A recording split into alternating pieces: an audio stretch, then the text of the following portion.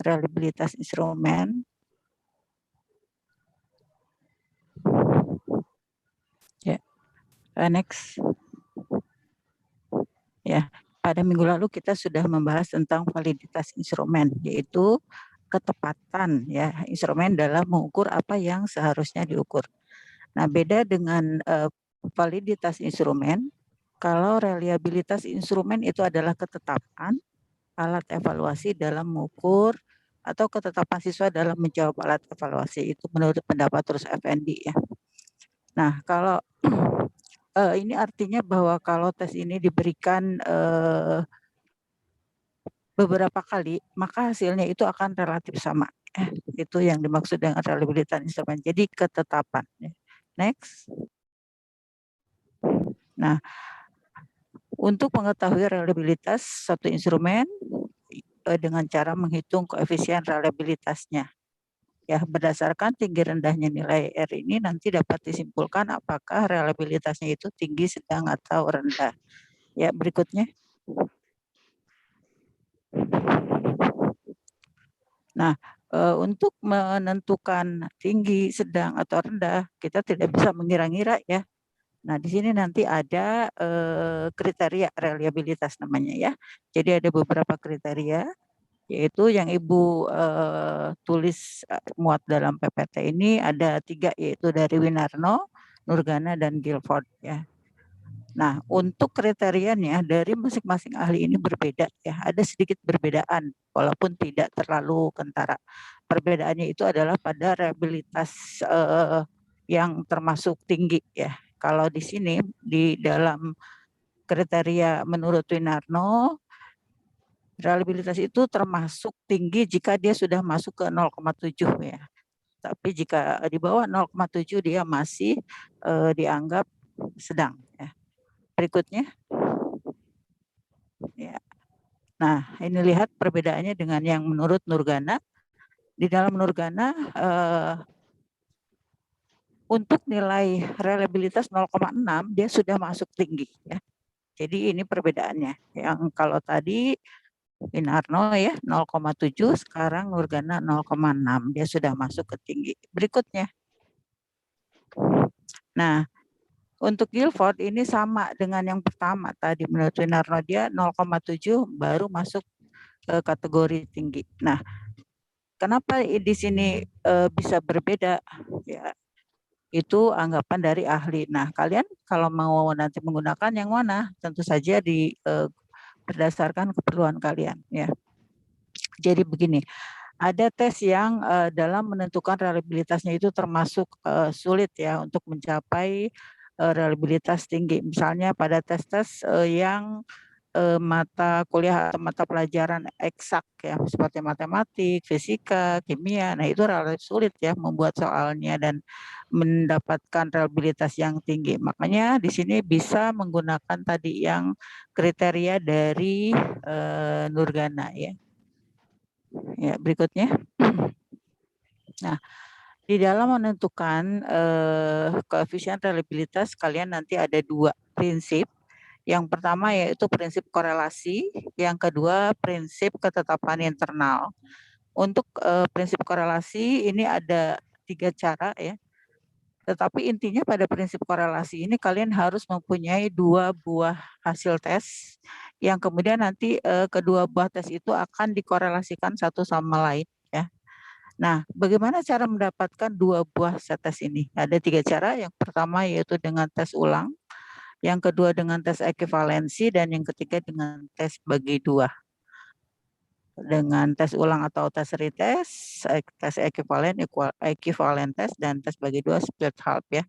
Kemudian yang kedua prinsip ketetapan internal. Nah, di dalam prinsip ketetapan internal ini kalian tidak perlu ada 2 set tes ya. 1 set tes sudah cukup karena nanti dari nomor soal yang ada di dalam tes itu nanti dikorelasikan dengan sisanya. Berikutnya. Nah, kita bahas sekarang perhitungan dengan prinsip korelasi ya. Tadi kan ada 3 ya. Yang pertama tes ulang. Nah, apa yang dimaksud dengan tes ulang? Tes ulang itu adalah tes yang sama diberikan sebanyak 2 kali ya. Jadi kalian pada saat nanti menguji cobakan tes ini harus diberikan 2 kali ya. Tes pertama diberikan, kemudian 1 minggu berikutnya berikan lagi tes yang sama kepada siswa tersebut ya. Nah, harus diingat bahwa dalam memberikan tes ini jangan terlalu dekat waktunya dan jangan terlalu lama juga. Karena kalau terlalu dekat, siswa akan ingat soal yang sudah dikerjakan dia, terutama kalau sifat soalnya itu hafalan ya. Tetapi kalau terlalu lama, nanti kemampuan siswa sudah berubah. Itu ya. Berikutnya.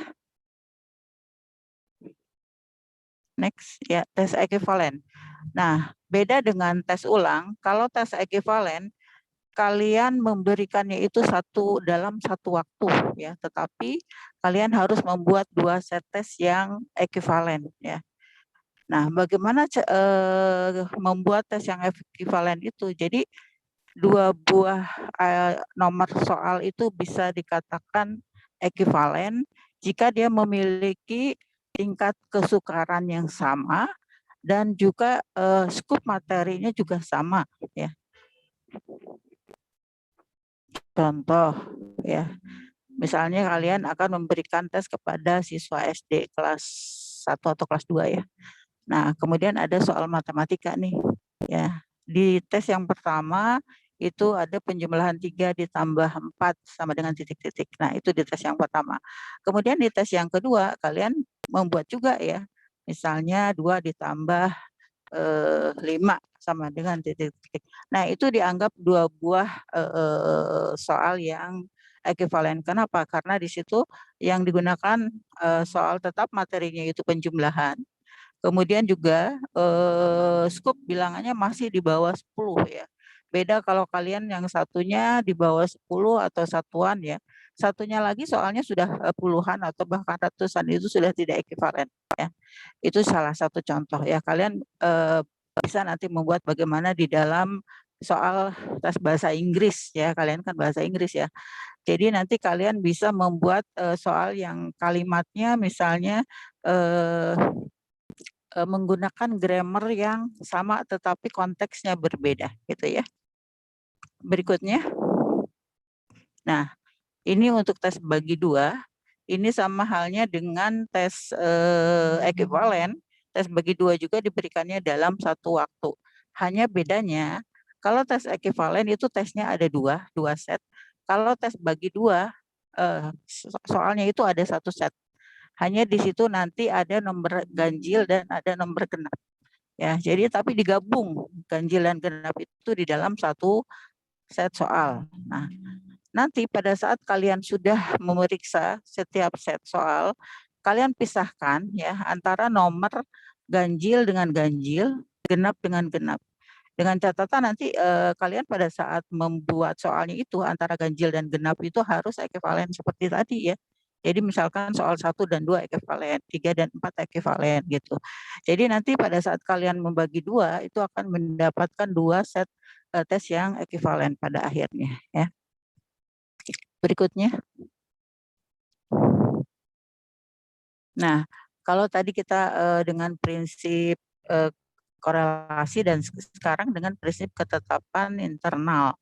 Nah, di dalam ketetapan internal ini jawaban dari satu nomor soal dikorelasikan dengan sisanya pada nomor yang lain dari soal tersebut ya. Dan tesnya hanya diberikan 1 kali dan hanya ada 1 set tes ya. Nah, ini nanti untuk menghitung reliabilitasnya digunakan rumus KR ya atau kode Richardson, KR20 dan KR21 dan rumus Cronbach alpha. Itu nanti kita bahas berikutnya. Ya, untuk perhitungan reliabilitas untuk korelasi produk moment persen ya. Ini digunakan pada tes dengan prinsip korelasi baik itu tes ulang atau tes retest, tes ekuivalen atau tadi yang terakhir tes Field-Half atau bagi 2 ya. Nah, di sini rumusnya sama seperti pada saat kalian menentukan validitas eksternal dulu kan sama persis seperti ini ya. Nah, hanya ini digunakan pada 2 set tes yang kalian sama-sama buat. Kalau yang validitas eksternal kan dulu dikorelasikannya dengan tes UN atau tes dari hasil tes yang lain yang sudah baku. Nah, kalau untuk menentukan reliabilitasnya, kalian korelasikan antara tes yang kalian buat sendiri ya. Misalkan X-nya itu adalah tes yang pertama dan Y-nya adalah tes yang kedua, kemudian kalian masukkan ke sini rumusnya ya. Oke, next. Nah, ini ada contoh ya. Contoh di sini ada sebuah instrumen tes matematik diberikan 2 kali terhadap 10 orang siswa seperti pada tabel, kemudian tentukan koefisien reliabilitas dari kedua tes tersebut. Apakah dia memiliki reliabilitas yang tinggi? Nah, ini tentunya akan kita ketahui tinggi rendahnya setelah tahu nilai R-nya berapa, kemudian kita korelasi kategorisasi ke dalam kriteria tes. Nah, ini ada tes 1, kalian lihat di baris yang ketiga itu tes yang kedua. Oke, terus.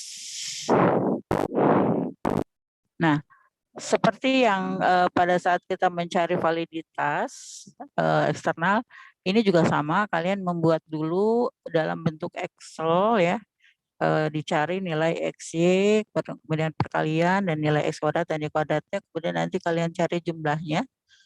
Nah, setelah itu kalian masukkan ke dalam rumus berikutnya.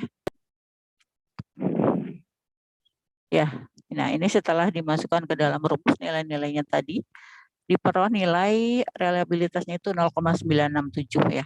Nah, kalau kita lihat dari kriteria menurut Winarno, Nurgana, dan Guilford, ketiga-tiganya ini masuk ke korelasi yang sangat tinggi ya, dan atau reliabilitas yang sangat tinggi. Jadi tes matematik yang tadi di uji cobakan itu memiliki reliabilitas yang tinggi. Ya, oke, lanjut. Nah, tadi kan ada rumus produk moment person. Untuk khusus tes yang belah dua atau split half, kalian harus melanjutkan rumus itu, tidak cukup hanya dengan person saja. Harus dilanjutkan dengan rumus Sperman-Brown ya. Kenapa? Karena pada saat kalian mendapatkan rumus dari person, kalian hanya mendapatkan koefisien reliabilitas dari setengah dari jumlah soal. Kenapa? Karena tadi tesnya kan dibagi dua, dibelah ya. Nah, untuk mencari tes yang sebenarnya, untuk tes yang utuh, kalian harus masukkan lagi ke rumus ini. RP sama dengan NRH per 1 plus N-1 kali RH. Di mana RH-nya itu adalah reliabilitas hitung yang kalian peroleh dari korelasi product moment person ya. Nah, nanti diperoleh RP, ini koefisien reliabilitas pendekatan dari rumus Sperman-Brown. Dan ini khusus untuk soal yang tadi ya, tes field half. Untuk yang lain tidak perlu pakai ini, cukup sekali dengan produk moment person. Ya, berikutnya. Nah, ini ya. Kalau tadi kalian menggunakan 2 tahap ya. Pertama dengan produk moment person, kemudian dilanjutkan dengan Sperman-Brown. Nah, itu kan ada 2 kerjaan. Kalian bisa menggunakan 1 kali dengan rumus rulon ya. Di sini RP sama dengan 1 dikurangi DBS kuadrat dibagi DB K kuadrat, di mana DBS kuadrat itu adalah variansi skor perorangan, DBK kuadrat adalah variansi skor keseluruhan. Nah, ini ya, ini ya kita bisa gunakan untuk tes field half ya. Berikutnya. Nah, ini untuk Sperman-Rowe. Ini khusus untuk jenis data yang menggunakan skala ordinal ya. Ini kita gunakan rumus Sperman-Rowe. Ya, jadi misalnya kalian mempunyai menguji cobakan angket ya. Nah, angket itu kan masuknya dia skala ordinal. Kalian cari reliabilitasnya ini dengan Sperman-Rowe. Rumusnya RP sama dengan 1 dikurangi 6 sigma D kuadrat dibagi N dikali N kuadrat min 1. Nah, di sini N adalah banyak pasangan. Kemudian untuk D-nya itu adalah selisih dari peringkat. Nah, untuk rumus Sperman ini yang perlu kalian lakukan adalah membuat peringkatnya dulu dari nilai yang sudah kalian dapat. Nah, jadi gini, kalau di dalam membuat peringkat, kalau angkanya itu berbeda nggak masalah, kalian tinggal mengambil angka terbesar sebagai ranking 1, 2, 3, dan seterusnya, sampai ke yang terkecil. Tetapi pada saat kalian menemukan angka-angka yang sama, di situ kalian harus menghitung dulu, misalnya nilai terbesar misalnya 90, di bawah dari 90 itu ada 85 3 orang ya. 85, 85, 85. Nah, itu kan seharusnya peringkatnya itu 2, 3, dan 4. Nah, jadi mereka berapa peringkatnya? Nah, kalau seperti itu jumlahkan dulu rankingnya. 2 ditambah 3 ditambah 4 berapa? 9 ya. 9 bagi 3. 9 bagi 3 itu adalah 3. Nah, kalian untuk yang 3 orang tadi rankingnya adalah 3 ketiga-tiganya ya. Begitu seterusnya ya.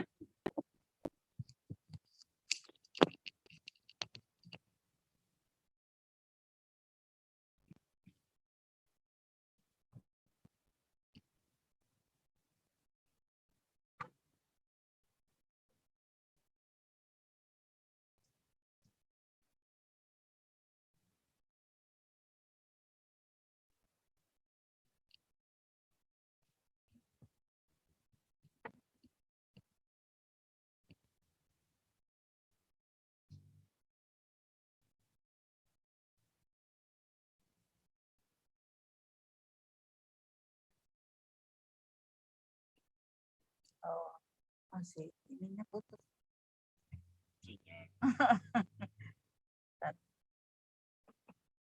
Ini ada ini enggak? Ada.